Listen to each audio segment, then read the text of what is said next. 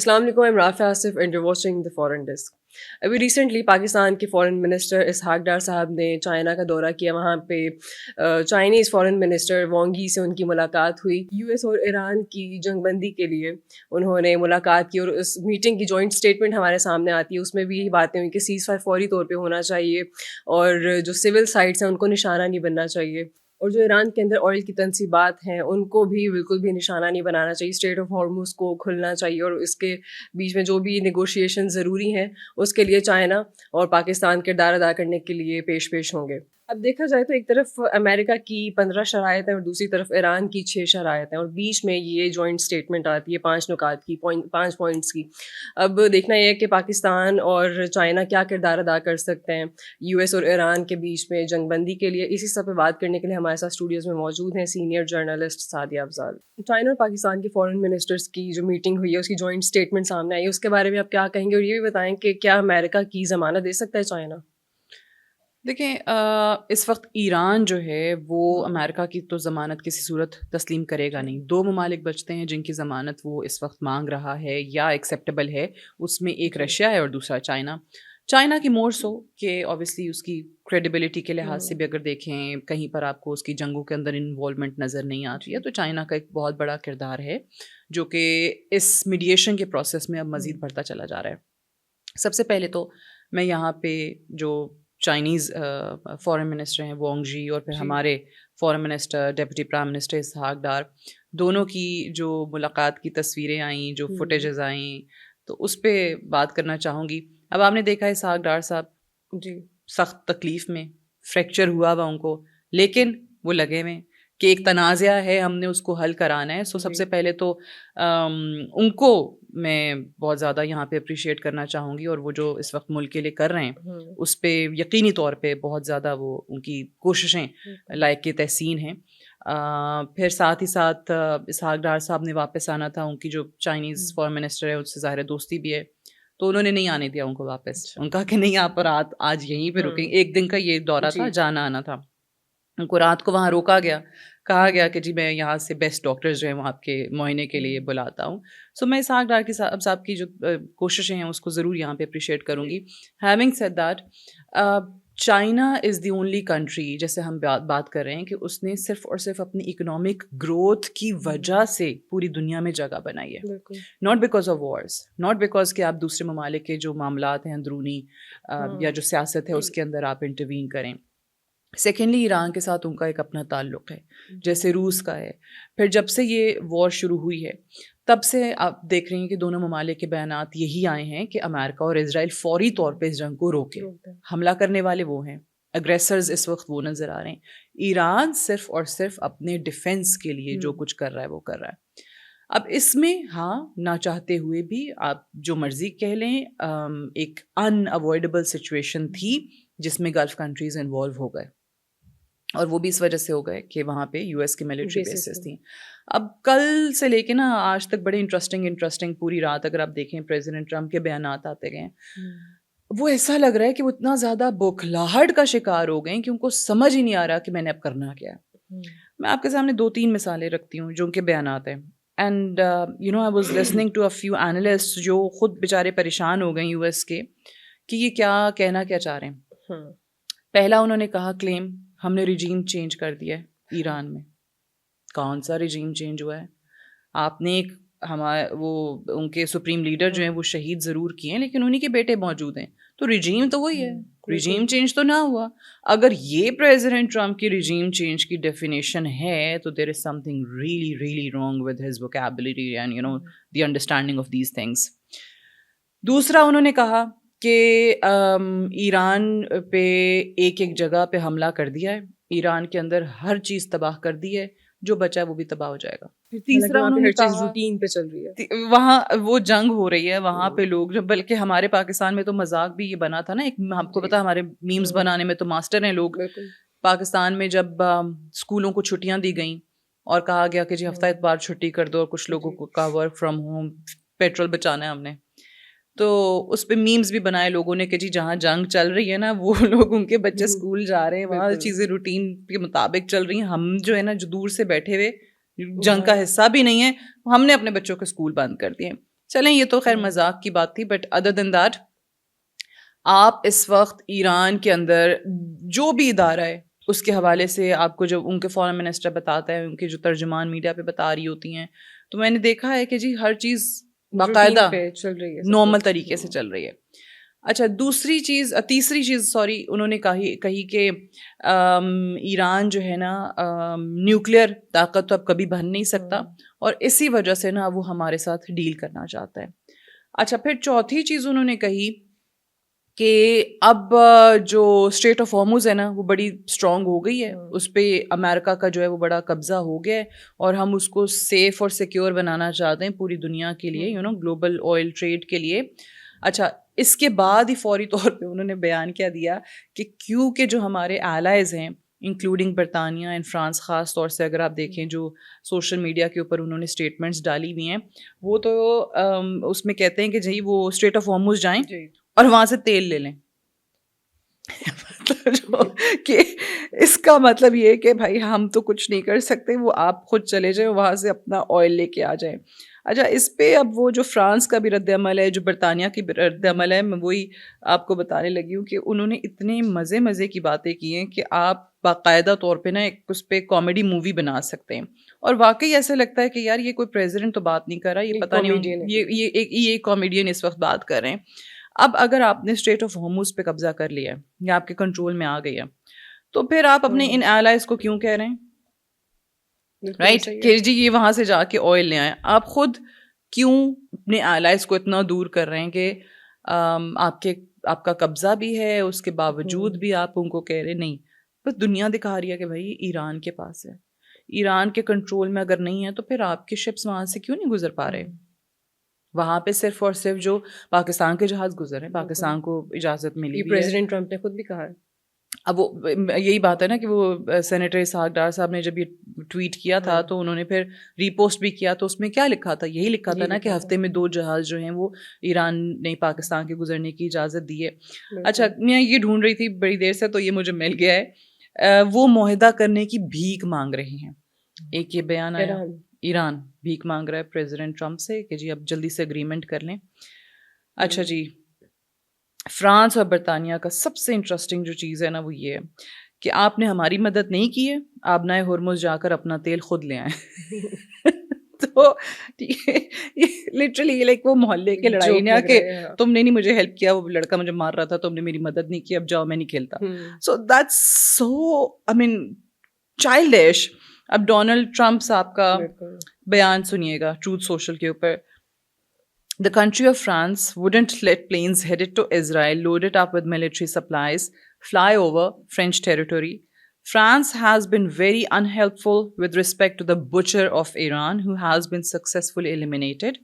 The USA will remember President Donald J. Trump. تو اب وہ فرانس پہ اس لیے غصہ نکال رہے ہیں کہ فرانس نے اپنی ایئر اسپیس اسرائیل کے جہازوں کو نہیں دی جو کہ ملٹری سپلائز لے کے جا رہے تھے.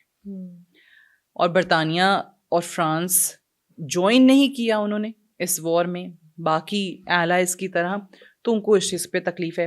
اب فرانس نے جو ہے وہ بھی بڑا زبردست جواب دیا. فرانس نے کہا ہے کہ جو ہر تھوڑے ٹائم کے بعد یہ سوشل میڈیا کے اوپر پوسٹس کرتے ہیں نا, یہ جو اتنا زیادہ اپنے بے صبری دکھاتے ہیں اور بکھلاہٹ میں بیانات دیتے ہیں, اس سے یہ پتہ چل رہا ہے کہ اپنے اصل ٹارگیٹ سے کتنا زیادہ دور ہو چکے ہیں.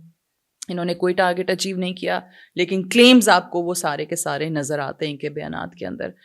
اب یہ پوری کہانی سنانے کا مقصد یہ ہے کہ ایک ایسے ٹائم پہ کہ پریزیڈنٹ ٹرمپ, ان کی پوری ایڈمنسٹریشن, اسرائیل کی فوج بالکل اس وقت ٹوٹتے ہوئے دکھائی دے رہے ہیں اپنے تمام تر ٹارگیٹس کو اچیو نہ کرنے کی وجہ سے. گو کہ پریزیڈنٹ ٹرمپ ابھی کہتے ہیں 2-3 ہفتے میں جی ہم ایران سے نکل جائیں گے, آلموسٹ ہماری چیزیں فائنل ہو گئی ہیں. تو اگر واقعی اتنا سکسیزفلی نکل رہے ہوتے ہیں نا تو پھر یہ والی بکھلاہٹ نہ ہوتی, ٹھیک ہے. اور دوسری چیز کہ اگر واقعی ٹارگیٹس اچیو ہوئے ہوتے تو اتنا ٹائم بھی نہیں لگتا. وہ میں نے آپ کو پہلے بھی بتایا تھا نا کہ ان کی جو انٹیلیجنس رپورٹس ہیں وہ یہی ان کو بتاتی ہوتی تھیں کہ آپ نہیں اچیو کر سکتے ہیں اپنا ٹارگیٹ.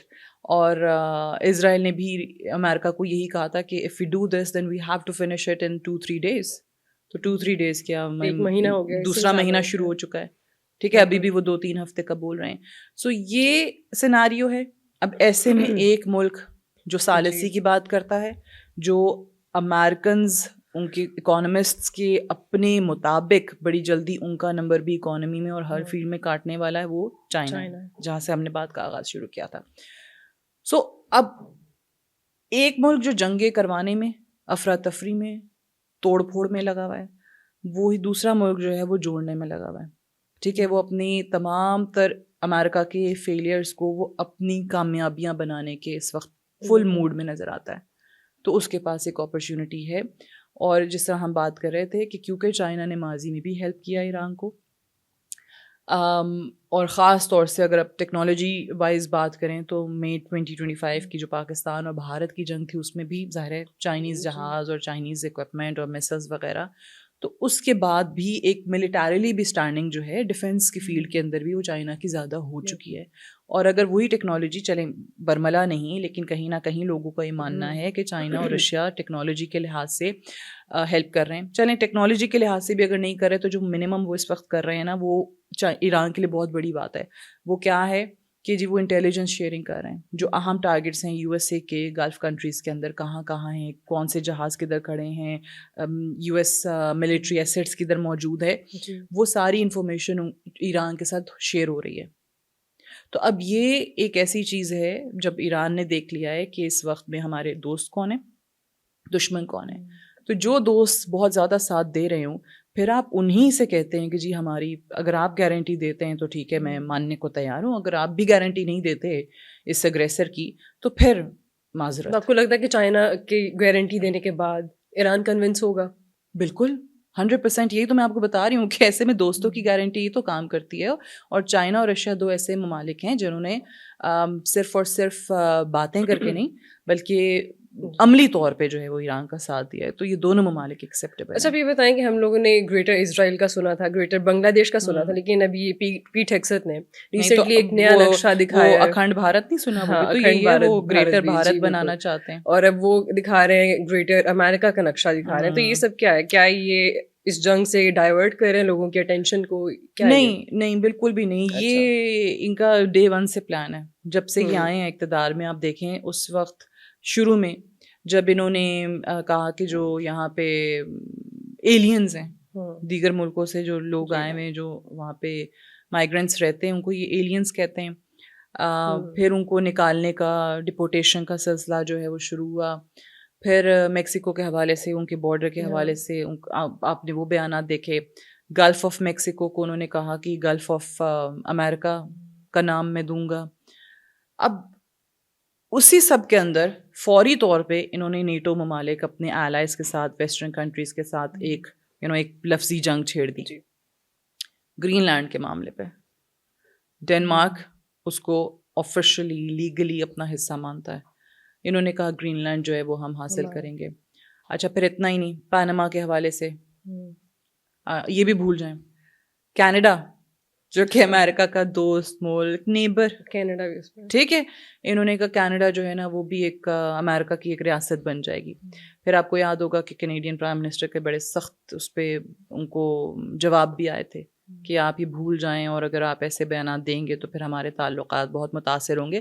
اور اس وقت پریزیڈنٹ ٹرمپ کی وجہ سے, ان کی پالیسیز کی وجہ سے تقریباً تمام ہی الائز کے ساتھ ان کے تعلقات بہت زیادہ متاثر ہو چکے ہیں آلریڈی. سو آئی ووڈنٹ سے کہ کوئی ڈسٹریکشن ہے, یہ it's just President Trump being Trump. یہ ان کا ڈے 1 سے پلان ہے. اس میں بیچ میں وینیزویلا بھی آ گیا. ایک ٹائم پہ کتنے محاذ پہ یہ لڑ سکتے ہیں یہ لوگ؟ مشکل ہے نا یہ. دیکھیں, جب ایک انسان کو اپنی ایک پالیسی ایک ملک کے اندر بالکل ہی فیل ہوتی ہوئی نظر آ رہی ہو نا, تو وہ لوگوں کو کیا جواب دے, ان لوگوں کو جن کو اس نے یہ بتایا ہو کہ بھائی میں اب مکمل طور پہ امریکہ فرسٹ کے سلوگن کے ساتھ چل رہا ہوں. اب امریکہ فرسٹ میں امریکن سولجرز کو بھی آپ ان کی زندگیاں بھی خطرے میں ڈال دیں, آپ اپنی اکانومی کو بھی تباہ کر دیں, لوگوں کو وہاں پہ گیس پرائسز جو ہیں وہ اوپر جانے کی وجہ سے زیادہ نقصان ہو رہا ہو, آپ کے ووٹرز, آپ کے سپورٹرز ایک ایسی وار پہ آپ پہ تنقید کر رہے ہوں جو آپ کی نہیں ہے, جو کہ آپ نے اسرائیل کے لیے لڑی ہے, تو پھر ان کے پاس کچھ جب نہیں بچتا نا, مکمل فیلئر اپنی پالیسی کا اور اپنے کرتوتوں کا نظر آ گیا, تو پھر وہ کہتے ہیں کہ شاید کچھ اور سیل کرو شاید کچھ اور مارکیٹ اچھا ہو جائے اور بک جائے تو پھر میری یہ جو پاپولیرٹی گراف ہے واپس اوپر جانا شروع ہو جائے. It's too late for him. ابھی جو اپ کمنگ الیکشن ہے اس میں نے پہلے بھی یہ اپنی بات دوبارہ میں دہرا دیتی ہوں کہ بہت زیادہ حد تک چانسز ہیں کہ یہ نہیں جیت سکیں گے. ریپبلکنس کو جتنا نقصان پریزیڈنٹ ٹرمپ نے پہنچایا ہے شاید ہی کسی اور نے پہنچایا ہو.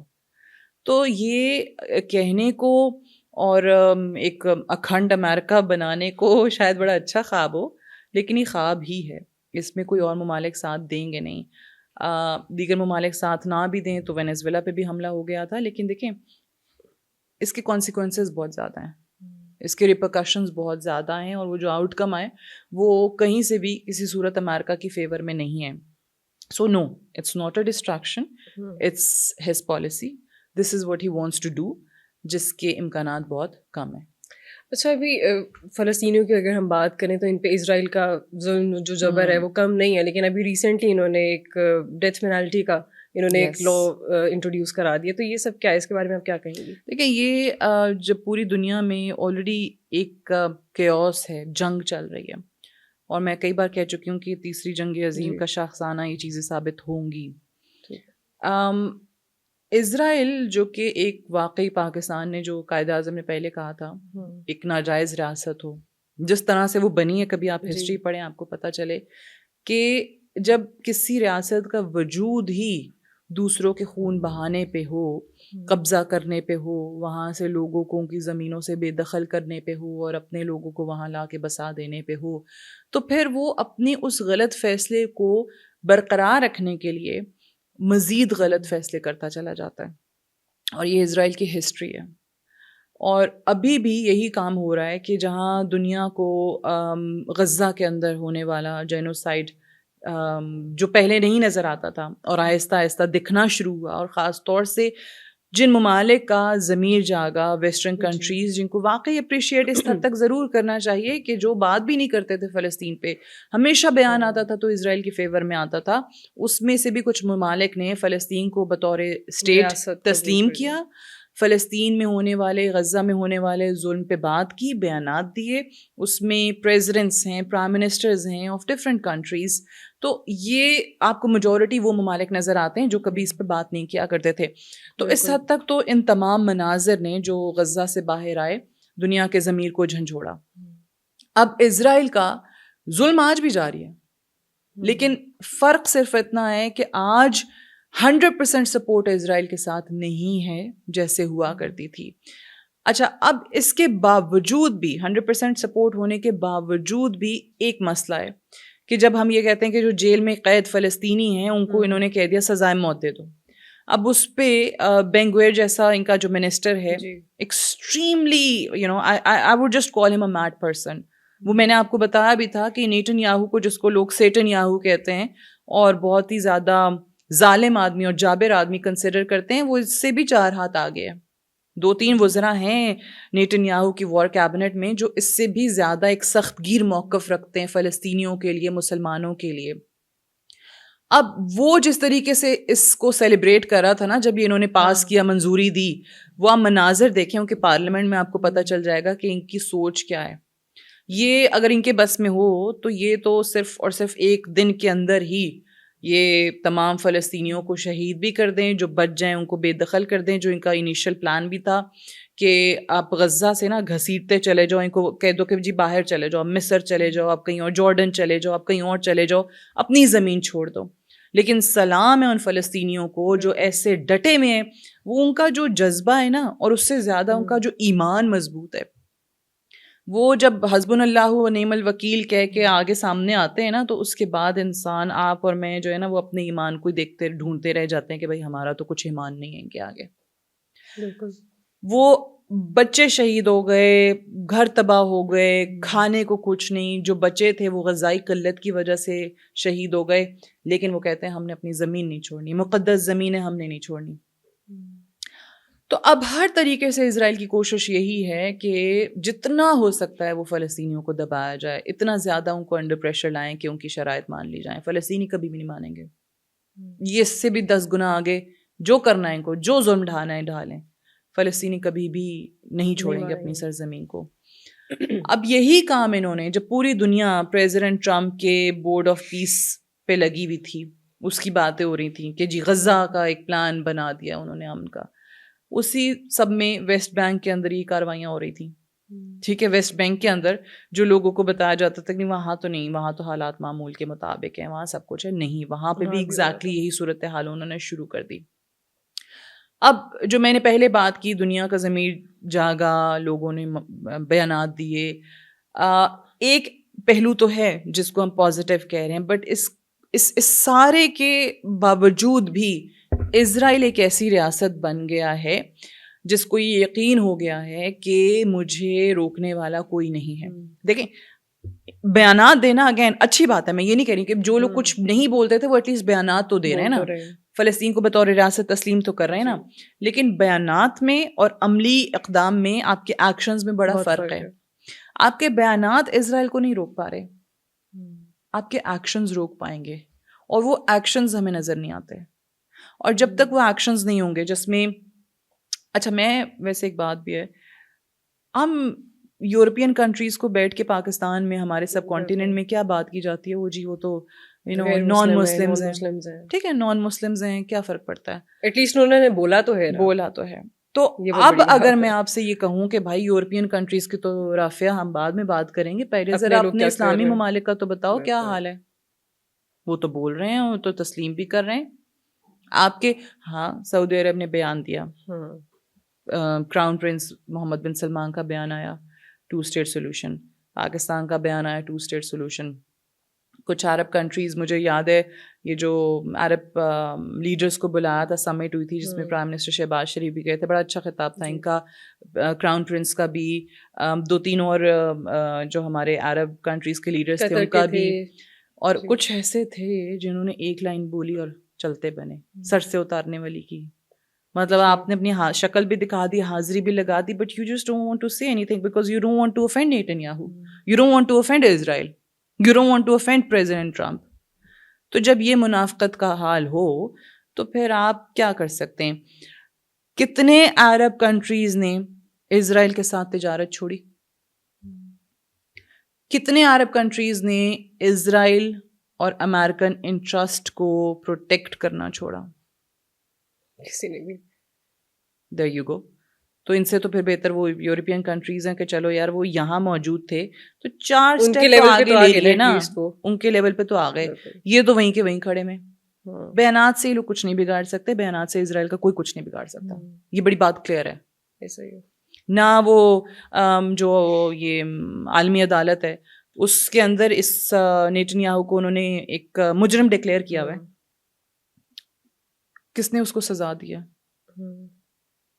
کچھ بھی نہیں ہوا ہے بھائی. اس کو نظر آ رہا ہے کہ دنیا کی جو انٹرنیشنل عدالتیں ہیں وہ مجھے مجرم قرار دے رہی ہیں, وہ میرے بارے میں بیانات دے رہی ہیں, سب کچھ کر رہے ہیں, لیکن مجھے کوئی ہاتھ نہیں لگا سکتا. تو ٹھیک ہے, پھر مجھے کھلی چھٹی ہے, میں جو مرضی کروں. تو وہ پھر اگر آپ کو 1 ڈگری کا ظلم ہوتا ہوا نظر آ رہا ہے اور آپ نے اس کو وہاں پہ نہیں روکا ہے, تو جو ظلم کرنے والا ہے وہ یہ کہے گا کہ اگر یہاں نہیں روکا تو چلو میں ایک ظلم بڑھ کے کر دوں, کچھ اور کر کے دیکھ لیتا ہوں, کچھ اور کر کے دیکھ لیتا ہوں. اس پہ بھی کوئی نہیں روکے گا. وہ نہ ہوا تو پھر وہ ایک قدم اور آگے جاتا ہے, وہ نہ ہو تو پھر ایک قدم اور یہ اسرائیل کرتا چلا جا رہا ہے. نیتنیاہو کے بعد وہاں کوئی اور وزیر اعظم بھی آتا ہے تو وہ بھی یہی کام کرے گا. جو فلسطینیوں کے ساتھ ظلم ہے وہ رکنے والا نہیں ہے, انلیس ہمارے اسلامک ممالک جو ہیں وہ واقعی ہوش کے ناخن لیں اور وہاں چوٹ لگائیں جہاں ان کو درد بھی ہو, اور وہ ہے بیانات دینے سے کچھ نہیں, وہ ہے پیسہ, اکنامکس آپ کی. وہاں آپ اکٹھے ہو جاتے ہیں جی, ٹھیک ہے, وہاں پہ یہ عرب کنٹریز اور یہودی کزنز ہو جاتے ہیں. تو یہ چیز غلط ہے. اگر آپ مجھ سے پوچھیں کہ آپ کو ہوتا ہوا نظر آ رہا ہے, کبھی ہو جائے گا, تو بڑا سمپل سا جواب ہے, میں اتنی آپٹمسٹک نہیں ہوں. اس کا جواب نہیں ہے میرے نزدیک. اللہ کرے میں غلط ہوں, اللہ کرے میں غلط ثابت ہوں اس معاملے میں کہ واقعی عرب کنٹریز وہ کر لیں جو میں کہہ رہی ہوں, لیکن نظر نہیں آ رہا کرتے ہوئے. اچھا, جیسے خبریں آ رہی ہیں کہ US جاری کر رہے ایران میں گراؤنڈ انویژن کی, تو آپ یہ بتائیں کہ تاریخ کے تناظر میں اگر ہم بات کریں تو جب US نے کوشش کی ہے گراؤنڈ انویژن کی, بوٹس آن گراؤنڈ لانے کی, تو کیا نتائج ہوئے, ان کو اپنے آبجیکٹیوز ملے؟ بالکل بھی نہیں. ٹیمپریریلی آپ کہہ سکتے ہیں اچھا جی یہ لیبیا کی حالت ہو گئی, عراق کی حالت ہو گئی, کسی لیڈر کو اپنی کینگرو کورٹ سے سزا دلوا دی, لیکن اس کے لانگ ٹرم نقصان ہی ہوئے ہیں. اس کے جو ریپرکشنز 5 سال بعد, 10 سال بعد, 15 سال بعد جا کے سامنے آئے ہیں, وہ امریکہ کے حق میں نہیں گئے ہیں. اور یہ اگر واقعی بوٹس آن گراؤنڈ اس بار لے کے آتا ہے, جس طرح ابھی 3,500 مرینز اور سیلرز بھجوائے, اور پریزیڈنٹ ٹرمپ 10,000 مرینز اور بھجوانے کی بات کر رہے ہیں مڈل ایسٹ کے اندر. سو مڈل ایسٹ میں اب اگر وہ مزید ظاہر ایرانی مسلس کے اور ڈرونس کے نشانے پہ آئیں گے, جو کہ یقینی طور پہ آئیں گے اگر وہاں پہ ملٹری بیسس میں ان کے لوگ موجود ہوں گے, پرسنل موجود ہوں گے, تو پھر پریزیڈنٹ ٹرمپ کیا کریں گے, وہ اور فوجیں بھیجیں گے, اپنی فوج کو مزید مڈل ایسٹ کے اندر جو ہے یہ دھکیل دیں گے اور بری طرح سے پھنسا دیں گے. اگر ایران کے اندر یو ایس کی فوجیں داخل ہوتی ہیں, یو ایس کے فوجیوں کو پریزیڈنٹ ٹرمپ واقعی ایران میں زمینی کارروائیاں کرنے کے لیے بھیجتے ہیں, تو آپ کے سوال کا بڑا مختصر جواب یہ کہ یہ پھر افغانستان کی طرح 20 سال نہیں ہوگا. اس میں آپ کے ساتھ نیٹو فورسز بھی نہیں ہوں گی, آپ اکیلے ہوں گے, آپ کے فوجی اکیلے ہوں گے, اور پھر آپ کی فوجیں ایران سے نکل نہیں سکیں گی. آپ کے لیے یعنی پریزیڈنٹ ہم تو تیار بیٹھے ہیں کہ ہم ان پہ آگ برسائیں, وہ پریزیڈنٹ ٹرمپ کے لیے ایران میں اپنی فوج کو بھیجنا ان کے لیے ایک ایسا برا خواب, ایک ڈراؤنا خواب ثابت ہوگا جو انہوں نے کبھی سوچا نہیں ہے. ماضی میں امریکہ نے جتنی جنگوں میں حصہ لیا ہے, جتنی ہولناک تباہیاں کی ہیں یا دیکھی ہیں, وہ سب لوگ بھول جائیں گے, اور یہ ایران میں فوج کو بھیجنے کا فیصلہ پریزیڈنٹ ٹرمپ کی سیاسی قبر ثابت ہوگا. ٹھیک ہے, thank you for being here. آج کے لیے اتنا ہی. See you in the next episode. اللہ حافظ.